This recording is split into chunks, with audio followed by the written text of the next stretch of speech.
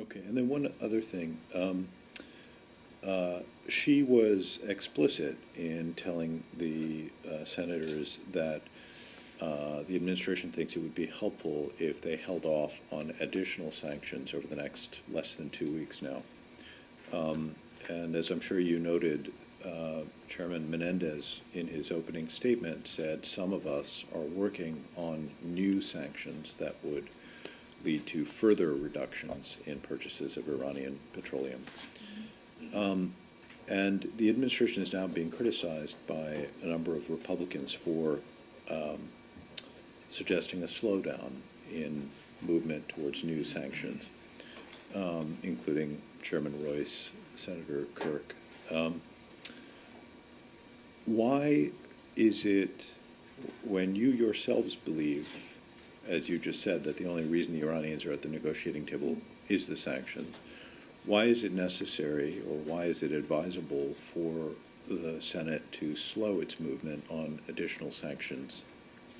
Well, I think a couple points. That right now, today, we have such a crippling set of multilateral and unilateral sanctions in place on the Iranian government. We've all seen the impact that it's had on the Iranian economy. So right now, we feel like we're putting a great deal of pressure on them. But we have to do things, broadly speaking, in this moment that we have an opportunity for diplomacy to work to make that diplomacy work. And I'm not going to go into every detail about what sanctions we might like and what sanctions we might not think are as useful right now. But in general, we need to create a climate where diplomacy has the opportunity to work, has the best chance of working. Because let's all be clear about how difficult this is.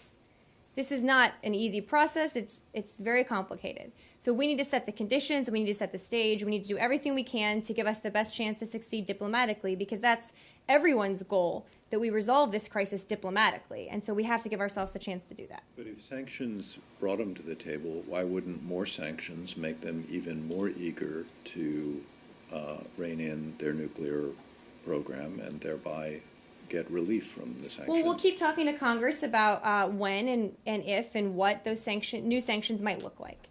We're having those discussions right now. I don't think anyone has ruled out supporting the additional sanctions. I think that the Undersecretary was making a comment about the situation we see today and the climate we need to have going into Geneva. And is it